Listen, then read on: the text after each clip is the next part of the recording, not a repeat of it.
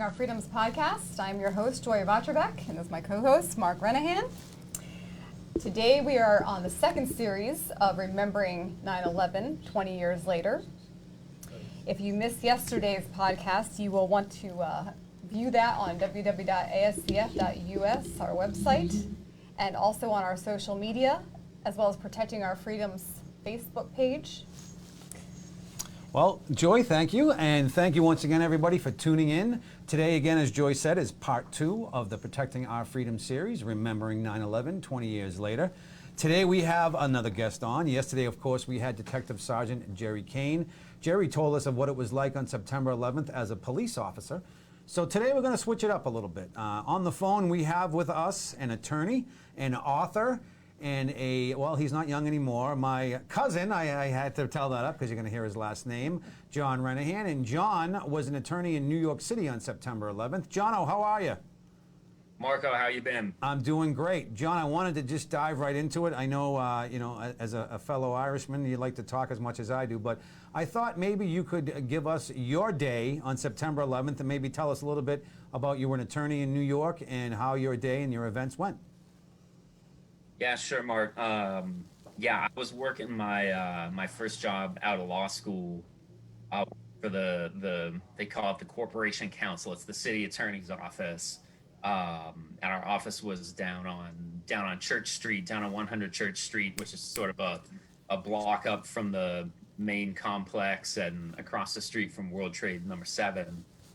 It was a funny morning. I had been out in California visiting my brother, your cousin, and his wife, and had flown in late the night before out on Islip in Long Island. I think I got back to my apartment in Manhattan, I don't know, 2 a.m, something like that.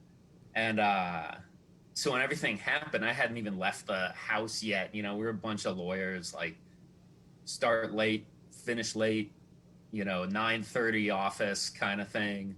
And so, except for the early birds, nobody had even made it down to the office yet. And I knew I had a trial rotation that week, so I knew I was going to be in the office every night till 10 o'clock. So, I'm puttering around the apartment, hadn't even left yet, and I didn't have the TV on or anything. And phone rang, and my sister was on the phone saying, "Hey, are you watching TV?"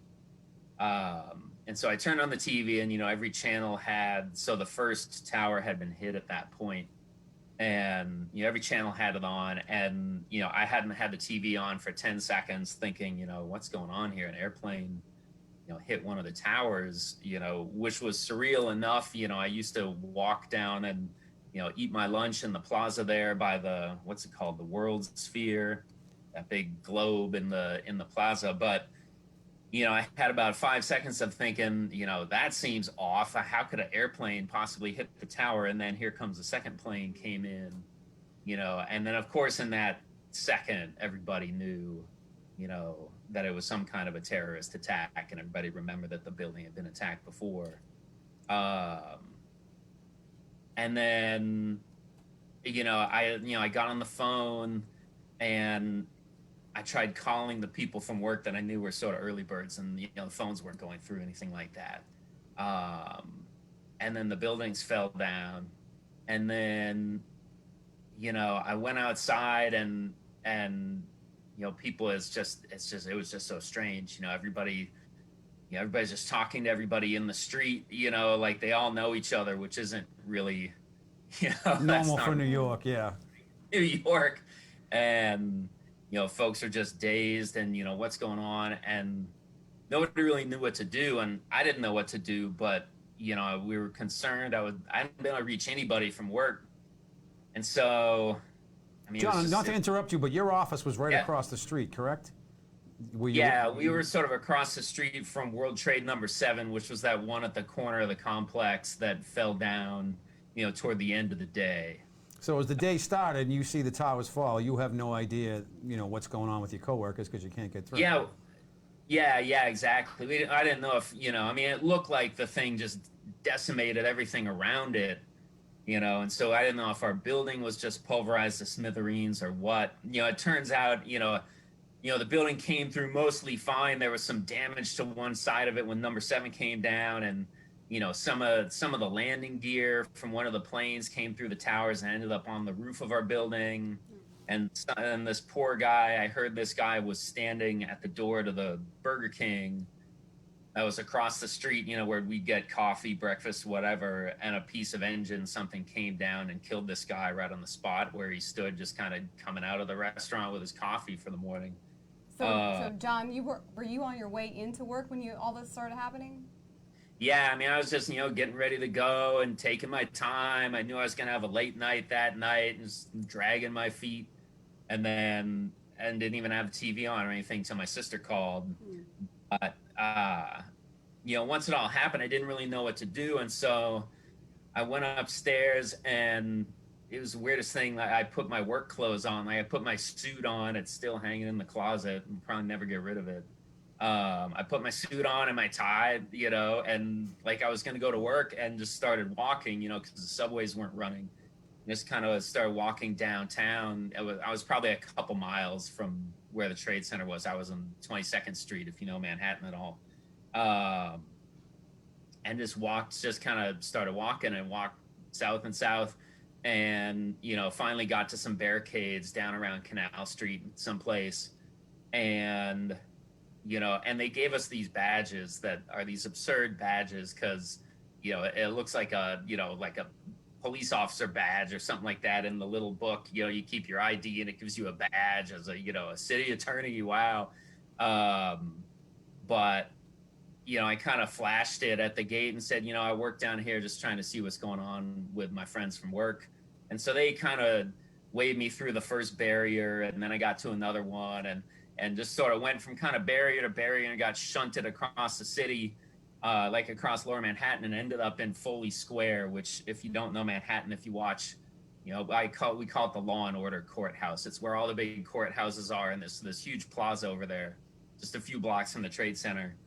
And I got there, and it was wild because everybody that had headed downtown was kind of ended up there, and there was this huge sort of spontaneous volunteer effort going on because all these fire departments from all over New England and all over the country and everything, none of that had gotten there yet, and a lot of the fire assets had been lost in the immediate when the towers came down.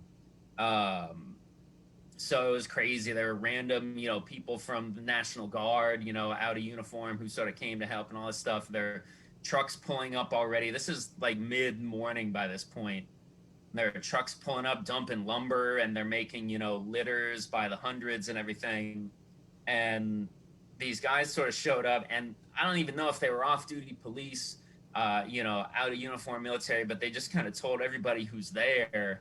They said, hey, everybody that's here, we're going to need your help because we don't have a lot of, rescue anything yet. So we're going to put you all in these squads, and everybody's going to be in charge of, you'll have somebody in charge of, somebody that used to be military or off-duty police or something. And you're going to help us look for people not down in the burning rubble, but in all the streets and everything all around that are all smoky, and there's rubble everywhere, and people are hiding in stores or hurt in the street. And so we all just kind of said, okay. And they started, tearing up shirts, and they gave everybody a tourniquet, and they said, we're all going to go look, and if you can guide some people out, that's great. And they put us on these buses and kind of drove us across Lower Manhattan, real close to where World Trade number 7 was, and then got us out. And it was just kind of weird. And they were lining us up and just going to, send us into, just like these smoky streets.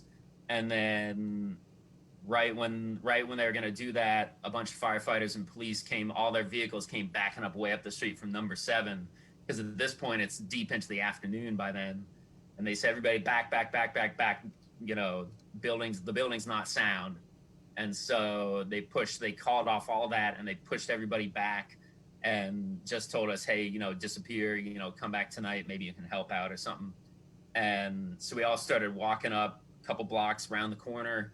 I don't remember how much longer later, but yeah, then that last building came down, and the streets all filled with smoke again, and everybody was panicked and running again. And that was the day, it was a weird, nobody's cell phone worked. My parents, they were in Ireland. It was one of the only overseas trips they ever took. They got away to Ireland, and, they couldn't reach me. I couldn't reach them. I don't think I got really a message out to anybody till, I don't know, 2, 3 in the afternoon. But, and that was the day, they held us around there until like all the, police and fire got there. And then they just organized people into, like giving car rides to firefighters coming and going from ground zero and all that kind of thing. So they were utilizing regular citizens at this point. They were going to try to utilize regular citizens to help out until the police arrived. It was madness. None of us had any idea what to do, but it was just everything. It was just one of those, everything was so topsy-turvy, and the people that knew what they were doing weren't there yet.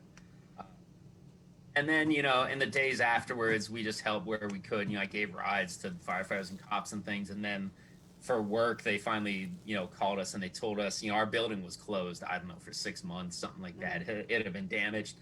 And so they reassigned a bunch of us to go work on Pier 94, which is all these piers on the Hudson. It was a big convention space, and they sent all of us, like the city attorneys, to work with the families of all the victims, and help them get their affairs squared away. I mean, some of it, they just, all the nuts and bolts they needed, they needed death certificates. They needed us to talk to the, mortgage companies and help get them deferments and, all of that kind of thing. So we did that for a few months, and that was, that's awful, sitting there with, a family of, firefighters, and, the youngest brother had got killed, and, here's the dad and the grandpa and all his brothers here crying all over your desk and all that kind of thing. I can imagine. So, John, first I want to say I appreciate, as a Renehan, you using your questionable badge to get past barricades. I taught you at least something before you moved to California. But one of the main reasons why I wanted, Joy and I wanted to have you on the show is, how old were you at the time of September 11th? I know we're the same age, but I just... What were we? Well, you're 3 weeks younger, Mark. Enjoy it. That's why I wanted to say it, but we were still kids, I guess we were, 29? We just turned 29, that's just what it was, yes. And so we were still, kids to a point. And I know you were, of course, had gotten out of law school. And as my cousin, I am biased, but you are very much an academic and an incredibly bright mind. So what I wanted to talk about next is your decision that a large part was based upon September 11th to join the Army. I know that when you joined the Army, the shockwaves that went through the Renehans were quite high. I know if it was me, they would have been like, oh, good, drop them off. But with you, it was, it was a shock to some of us, myself included. I won't lie to you, Jono. I did not expect you to immediately go and do that, and I was very proud of you. But maybe you could touch base a little bit on how, September 11th affected your decision at age 29 as a very bright lawyer with a career ahead of him to join the Army. Yeah, I mean, it was never really, it was never really on our radar, Like, going back, like with Pop, like with our grandfather, people have served when there's a need, but we're not really a military family, per se. And it's just, it wasn't really, I remember when I went off to college, I didn't even know what the military academies were. West Point Naval Academy. I didn't even know what that did. You get a college degree and you're commissioned as an officer, stuff like that. And then, so it never would have occurred to me, but then by, shortly after that, I mean, obviously, everybody's, angry, but, I don't want to say like, I signed up for revenge, whatever, but they were, they're expanding the services, and, and they needed, motivated people, and there are a lot of motivated people in New York. And, my brother, your cousin Stephen, and I, we talked about, he spent time in the Guard, went to officer candidate school out here in California. And, I probably spent like about a year dithering, and then, decided to go for it. And then, had to wait a little bit, because until they opened the, Secretary Rumsfeld said, we're going to expand the armed services, they weren't, Officer Canada School, which is how I got commissioned, it was still more on sort of a peacetime footing. You know, it's a pretty quiet place. They don't commission a lot of officers from there, except in wartime, and then that becomes sort of the main commissioning source. So it took a little time for them to get that ramped up, and then I went to a recruiter. You know, and it's funny, you go to the same recruiters as if you're like 18 years old and they're trying to get you to sign up, except, you know, you're heading down this other path. And I took the medical exam, and everything was fine. And then you take this whole questionnaire, you know, all the stuff that everybody knows you can't, you know, do you sleepwalk and all this stuff? And it said, do you use, you know, any prosthetic or orthotic or anything like that? And I got super flat feet, and, you know, since I was 20, I wear these, you know, the custom things in your shoes that they mold to your foot, you know, because of my screwed up feet. And like a dummy, I answered the question truthfully, and it came back immediately disqualified, no flat feet. And my recruiter explained to me, he's like, you dummy, you know, you can have any kind of medical problem once you're in the Army, and they'll sort it out. But, you know, there's some that you just can't, you know, have up front, you know, asthma, sleepwalking, whatever. And so he told me to, you know, kind of, let's wait it out another cycle, and then maybe, you know, we'll zero out that medical exam and you can take the exam again. And so in the long and honorable tradition of people that conceal medical issues, I snuck my orthotic shoe inserts into basic training. Like I didn't have any issue. And whenever we'd have to change from sneakers to boots or back again or whatever, I'd be slipping them back from one into the other. But anyway, so yeah, that's what I did. I went to basic training, then Officer Candidate School, OCS, down at Fort Benning in Georgia. What year was that? Sorry? What year was that? So that was what? So by the time everything came through, and then I had to wait for a class date and all that stuff, that was 2004 by then. Okay. So how old are you in boot camp, John? 32. You're 32, and the average person in there is what, 18, 17? You know, most of them are 18 to 20, and then there was this little cadre. There's maybe a dozen of us that were, you know, 27, and I was not the oldest guy in my boot camp class, and it was mostly people like me that were coming like the OCS route. You know, they'd been working, and, you know, sort of worked hard to get ourselves in shape and all that kind of thing. But it's still, it's a funny, surreal experience doing basic training as an old person. It's almost easier. Like if you get yourself in shape beforehand, so the physical stuff is all right, it's almost easier, because all the drama and the screaming at you and all the everything, like it just kind of bounces off. So, all right, so now I want to get to the next part.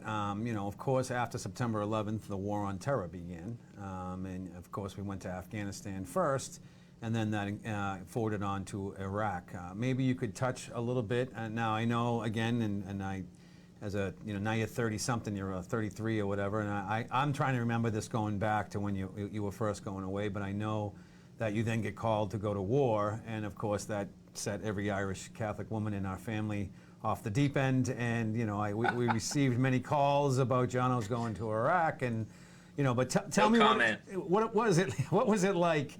You know, you're now 33, you're a couple of years earlier, you're a lawyer in New York City, and then September 11th happens, and now find yourself heading to Iraq. What was going through your head at that point? That I hope I actually got back to marry my fiance and wasn't a big idiot for signing up in the first place.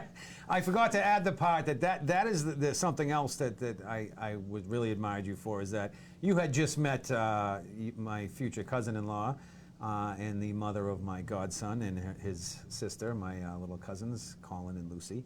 And so you guys were still in the, you know, the beginning of dating, and it must have been an interesting topic to come down one day and say, you know, how was your day? Good. By the way, I've joined the Army. Did you discuss that? I never asked you this. Did you discuss with Susan, like, listen, I was in New York, September 11th happened, and I had, you know, thought about the military service, but now I'd like to do it. And now at age 30, I know we should be getting married soon. And by the way, I do remember, did you get married? No, you got married after, because all the guys were at the wedding. So yeah, right after. Yeah, so you were, you know, did you get engaged beforehand, and then you go off to Iraq? So what's going through your head? You're 32. Yeah, you're on a plane to. I think you guys went through Ireland to get over to Iraq, and you're engaged. And what's going through your head at this point? So, yeah, no, you're right. So when we met, I already had my application in for OCS, and I was just waiting on it. And so I coughed it up on our first date. Like, I didn't even want to think of it as like, I didn't want to assume it was a date, because I say, I'm going to cough this up, and she's going to be like, all right, good luck, pal. See you later. I'll call you tomorrow. Don't call me.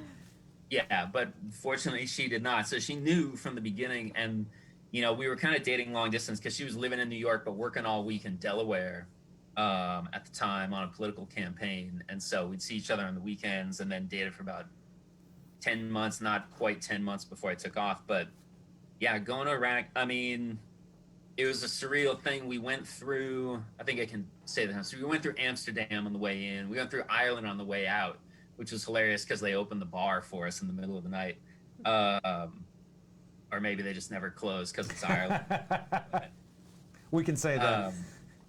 And so going in, we went through, we went through Amsterdam, and then the route from there, it's weird because you would go from there to Kuwait, and then you spend some time in Kuwait, and then you go north to Iraq. But so to get to Kuwait, we flew south over Iraq, which is just the strangest sensation. Like you're sort of going over the place that you're going to and looking down, and then a lot of it's empty desert, and you see oil wells and stuff, and you're just thinking, like, that's really strange. Like, I'm above this place that I'm going to, and some unknown number of people want to kill me down there. But but it's weird, especially knowing that you're leaving somebody that you're coming back to, but at the same time, some part of your brain just kind of somewhere up in the air, it's like you cross through this invisible wall where you're sort of like, like, maybe I've said my goodbyes to everybody, I just don't know. But yeah, it's a real strange time. And then you spend some time in Kuwait, which is this terrible just limbo, because you're neither here nor there. You just kind of want to get to where you're going, just get it done. Because by the time deployment comes around, it's been coming for months. And then they give you, once you pack up all your stuff and send it, they give you like almost a month off before you leave. And by the time it happens, everybody's like, let's just get this thing started, so we can get done. And then, of course, we got there, and, well, first of all, our loved ones found out through the TV channel down in Savannah, which is where I was at Fort Stewart. Our families and loved ones found out that we were deploying before we did, because we were out in a field exercise, and somebody leaked it to the local news. And then once we were in Iraq a couple months, that was during the whole surge time and everything. This is 2007. Then we found out that we had been extended from a year to 15 months. And our families found out that on TV before we did too. John, I can completely understand. I completely understand what you're saying, because my husband served as a Marine. First of all, thank you for your service. But my husband served as a Marine, and he went in 2003 into Fallujah. Yeah. But the same thing you're saying, the newscasters told them, his family, before he even got there. Basically, they knew through the newscasters. Yeah, well, and about, like, you hear whenever anything happens, you hear stuff on the news, like stuff's happening in that part of the country or whatever. And then, especially if something happens, that anybody from whatever unit or whatever base you're on, like we were on Camp Ramadi, if anybody gets killed in any kind of operation, all the internet and all the phones and everything gets shut off immediately until the family's been notified, so they don't hear about it beforehand. But of course, everybody back home is hearing on the news, oh, this happened, that happened, and there's no communication, we can't get through. So it's torture for everybody, because everybody's thinking they're going to get the call. Yeah. Unfortunately, his mother actually had to watch his vehicle being blown up in a roadside bomb on the news. Geez. Did not know it was him at the time, but that was quite an interesting story.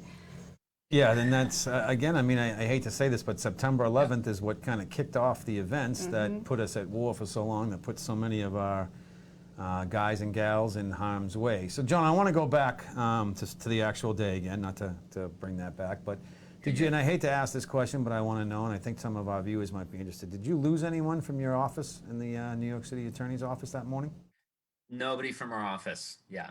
Fortunately, again, bunch of lazy lawyers that were, like an 80-year-old lady who'd been working there for 40 years, and like two weirdos that liked working early were the only people, and they got out of the building. They got out of the building just fine.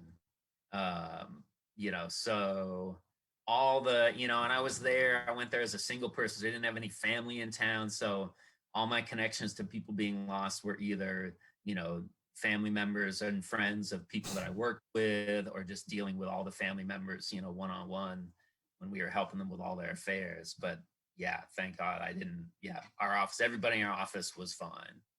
Well, and now, so I would say, and again, I think this is probably the first time, I don't know why, you and I have ever discussed September 11th in all of our late night conversations. We've never come up with this, but does it stick into your head that, like, whenever it comes around, this is 20 years later, does it bring up any emotion in your head or things like that? Yeah, I mean, the first emotion is I can't believe it's been that much time. No, it's and it's the time gets mixed up, because when Susan and I met, that was until, almost 3 years after.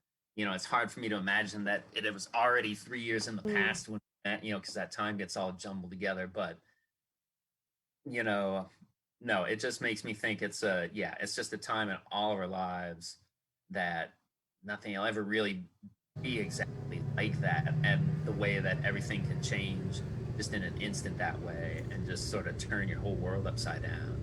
And you just never know.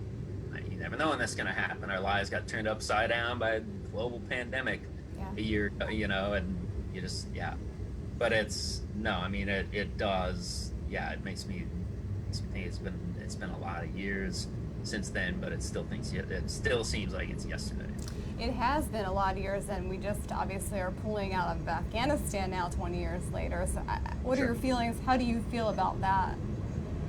I mean, I'm guessing it's like, when we left Iraq, that was hard for anybody that had been there, because we were there during the surge time when everyone was all hands on deck. Everybody was sort of doing everybody was out, living with, working with Iraqis, everything like that, and trying to stand them up and, help them take security for their own country.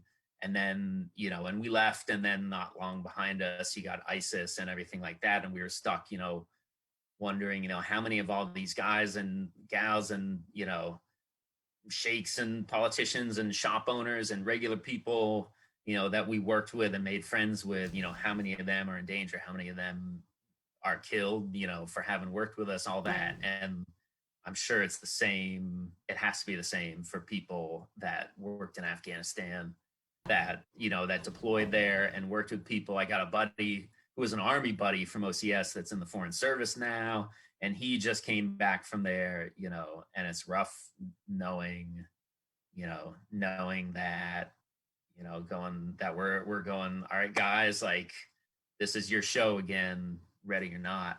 I think everybody feels that, because you get invested, even when we were in Iraq, even knowing like that a lot of these guys that we were working with, we're in Ramadi, so this is Anbar province, all the Sunnis, some of them used to be, Ba'ath Party members, whatever, guys, but now they're just, police and army and politicians trying to take their city back from Alibaba, right? And so we knew that some of them, even in earlier deployments, the Marines that we would talk to, they had shorter deployments, right? So they had more frequent, shorter deployments. So some of them were in Ramadi 1 year before, and they would say, yeah, this guy, that guy was one of our high value targets last year, and now he's, Captain so-and-so in the police department and stuff. So we knew, like, there was nothing, it was an ugly, dirty business. And, but even knowing that not a lot of these people had questionable paths, you work together toward a goal, you're allies, you make friends, and then of course there's all kinds of people who are innocent, just civilians, children, everybody. And you get connected, to that. And I know people feel the same way in Afghanistan. It's a hard thing. Yeah, I asked because my husband has same feelings as you're describing as well, and he served in Iraq, like we discussed. Sure. But yeah, same feelings about Afghanistan. Yeah, John, you I remember you telling me, you and I believe, is Matt a major now up in Pennsylvania, Major Emerson? He just got his lieutenant colonel. Wow, I'm impressed, Mr. Emerson. If you're Lieutenant Colonel Emerson, if you're out there, I know you and he, served together over there. You had friends, like for lack of a better terms, that were translators. Did you not? Yeah. The translators are some of the most interesting ones because they're contractors. Some of them are from Iraq. A lot of them some were from other countries. Like a lot of them were from Jordan, right next door, and they would sign up with American companies like DoD contractor companies to provide translation services. And you needed these guys by the thousands, tens of thousands. Every unit needs multiple, especially like counterinsurgency. You're working with local leaders and officials and civilians. You're and taking tips and developing intelligence and all this stuff. And those guys, they would put themselves on the line. If they were Iraqis, they're really putting themselves on the line, because if we ever leave, that's their neck. And one of the closest guys I know was from Jordan, and he was just fascinated because before the invasion, they were neighbors to Iraq, but Iraq was a black box, to the Jordanians. But these guys were they're some of the best assets, because not only are they doing translation, they're in every meeting you're taking with everybody, but they become sort of cultural advisors. And they're like, look, if you want to get what you want in this little thing, maybe you do it this way. And then they also kind of became intelligence assets, really. They would say, look, I've been listening, like, hey, none of all the cops think that this guy is shady, don't trust this guy. Or they would, the guy I'm closest with, he went by Alex. That's not his name, but they all took just nicknames to protect their identities.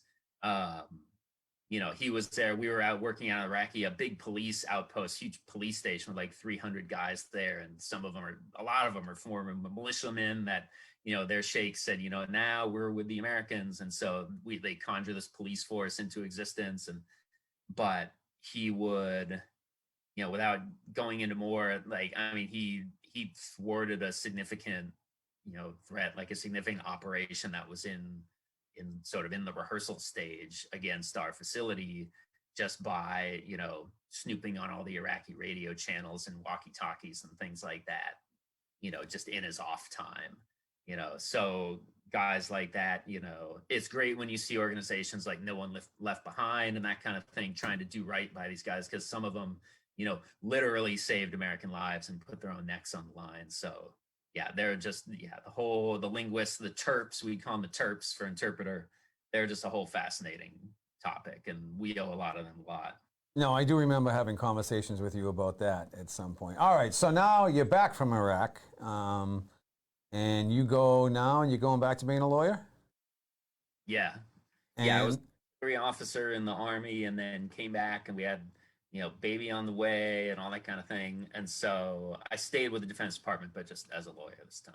Yes, I actually got an incredible tour of the Pentagon once when that was the case. Wow. Yes. Am I allowed to say that, John, or did I just get you in You can say that. Okay, yes. I think I passed the background check miraculously, and I was able to go through the Pentagon, and that was vouched for him. That was absolutely incredible. The museum's part of that is in. So, John, we're coming towards the end of the show, but Joy, do you have any more questions for John? So you wrote this book called The Valley. What inspired you to write the book on The Valley? About Afghanistan?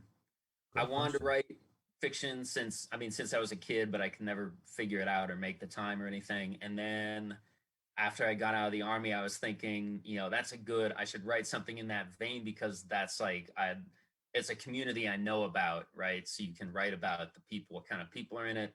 And I had been reading, we had small babies in the house, and so I wasn't reading anything serious. I was reading all kinds of crime fiction and spy novels and stuff I could read on 3 hours sleep, whatever.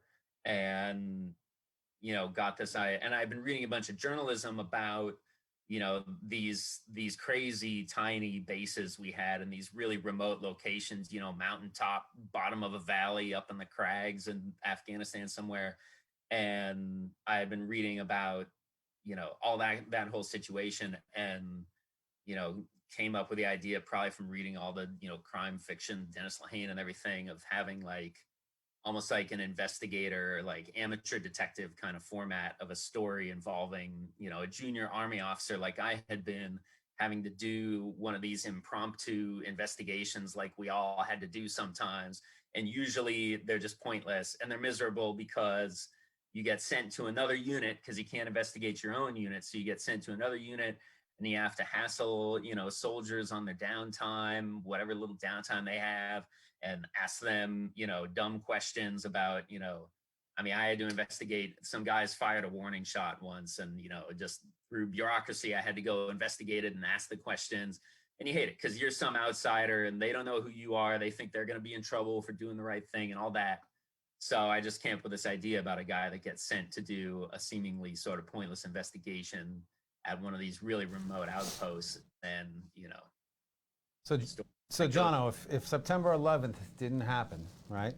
Never happened. Yeah. Do you think you'd would have just stayed as a New York attorney and maybe never become an author, never would have gone to Iraq? I never would have gone to Iraq. Well, that part true, yeah, exactly. In the Army. No, I would have tried to write books either way, but who knows what path you're gonna take. So The 9/11 had quite the impact on been you. writing journalism, fiction, that kind of thing. So probably I would have found my way into that somehow. I wouldn't have been writing books about the military or Afghanistan, anything like that, because I wouldn't have known anything about it. Have you talked to your kids about September 11th at all? Have you told them? I mean, do they know? I forgot to ask this to some other people, but do Colin and Lucy know what September 11th is yet? Or are they still too young? Yeah, Lucy knows, at her level. Colin knows a lot more detail, and they started teaching him about it in school, honestly, before I even talked to him about it. But he knows a lot more now, and we do commemorations. He has not been allowed to read The Valley yet. It sits up on the shelf, unless he's climbed up on a chair and snuck in there. I hope he hasn't. How old is he? He's 12 now. Okay. Yeah, don't worry, he's my godson, and I trained him well. So he's probably read The Valley cover to cover already. So don't say that, Mark. No, I'm kidding. I only teach the kids good things. He'll get there. Yeah. Well, Joy, do you want to? I think we're going to wrap it up. But do you have any other questions you have left? It sounds to me that 9/11 really impacted you, obviously, to join the military and then to write this story. Do you have any other thoughts to add? On all different paths, just changed everybody's life around that time. John, do you have any final message about September 11th you might want to get out to anyone, or you just never forget, I guess, is the message we're going with this week? Never forget. Don't let it just be a thing in history that is just something you learn about in history class, because history can sneak up right on you and bite any of us any day. And the thing that I hang on to most from that awful time, especially now when we're all at each other's throats politically and everything, is I don't know if this was just New York or all around, but you got a chance to see just sort of the magic of what happens when people have a common purpose and put aside their differences and work together at something that matters, because that's what it was like around those days, and it came from darkness, but that was, it was a good thing that you don't usually get to see what we can do, as Americans when we have a common purpose and we think about our commonalities instead of our differences. Yeah, when people ask me what does it mean to me 20 years later, I hate to say this, but that's probably the last time I remember the country that and the marathon bombings just uniting together as one. I remember living in Brighton, which was a neighborhood of Boston, and one night, I think I mentioned this yesterday, but somebody played Neil Diamond's, one of the college kids played Neil Diamond's Coming to America through his window or her window, and everybody just kind of flowed out onto the streets, and kids were drinking and having fun, and everyone was just waving flags. You saw flags everywhere. It was just a really, the country came together. I hope it doesn't take another horrific tragedy to have that happen. I hope people will eventually relax a little bit and watch the Protecting Our Freedoms podcast, where we are right down the middle, and just like to bring in entertainment and discuss our love of protecting our freedoms, such as guys who were lawyers in New York and joined the Army after such a terrible event. Jono, if you missed yesterday's, we had on Detective Sergeant Jerry Kane. He was a retired New York police sergeant. I think you'd really like his show. It was an amazing story he had on. Tomorrow we have on a right. a college football buddy of mine, may we all pray that it goes well, who was on the 76th floor of Morgan Stanley when that got hit, the first tower got hit. He began evacuating and was on the 33rd floor. He's going to tell us all this tomorrow when his tower got hit. And he tells that story. So we're trying to switch it up. I really appreciate you coming on today, again, on such short notice. The first person that came to my head when Joy and I were discussing September 11th, I said, you know, Jono was in New York, now that I think about it. And I don't know why, John, we've never had this discussion before, to be honest with you. We've talked about everything else under the sun late at night, but Right. this has never come up. So I was glad that you could call in today and we could chat about it, and I'm glad you're still here. And I think You know what, Mark, Sergeant Kane from yesterday was probably one of those people directing John yeah, around. I was the going to say, way. John, two things actually that I wanted to bring up before we go is, number one, it wouldn't surprise me if Sergeant Kane was one of the ones who was giving you directions. And I heard you mention earlier how they were dropping off lumber to build stretchers, right? Yeah. So on Friday, I went to your cousin, my sister Ann, and I asked her if she knew anyone, and she put us in touch with a gentleman named John Kenny, who made a documentary that is amazing called Looking for My Brother, that I will get to you somehow. And he actually was he was also a citizen who I think and he made some of those stretches himself, he said in the documentary. So I'm beginning to wonder if maybe you and he were both part of the same group of citizens making stretches out of lumber in New York City, and what a small world it is. But again, it's an amazing tale, by the way, when I hear from both Sergeant Kane, from you, from others, about the absolute destruction that happened there that day, you know, the crater and all that. And then last year or 2 years ago, I went down to New York. I mean, I've been plenty of times since, but and to see the new building up, the museum, the resilience of New York it's just amazing, and it's kind of like the American story where you can knock our buildings down, but we're coming back. So anyway, as we're coming to an end, Joy. Yes, thank you, John. It was an honor to have you on the program today. Thank you for your So service. much, guys. Yeah. And all of our podcasts can be found on our website at www.ascf.us, as well as our Facebook page, Protecting Our Freedoms. And Mark, what are other social We media? are on all the social media platforms: YouTube, Rumble, Facebook, Twitter, Gab. There's some that I don't know. MeWe. If there's social You made media, some of those up, Mark. You're just making those up. I do. I have my partner in crime. They gave me an assistant, John, because they know my brain is slowly beginning to fail. So Ryan takes care of all that stuff for me. But you can find us on all of the social media platforms, as well as our website, www.ascf.us. Today's guest was author and attorney John Renehan. John, again, was an attorney that day. Thankfully, you were late for work that day. I don't know if you were on time. Being a Renehan, I would assume you would have been on time. Yeah, exactly. One of those. I'm sure the cops watching would say lazy city attorneys. But we want to thank you all for tuning in. Tomorrow we have Sean Pierce, who was on the 76th floor working for Morgan Stanley when the planes hit the towers. We want to, again, thank you all for tuning in to our series, remembering September 11th, 20 years later. Jono, it was great speaking to you as always, and I will be in touch. Joy, thank you for joining me as always. Thank you, Mark. Thank you all, and we'll see you all tomorrow at 3:30 p.m. Eastern.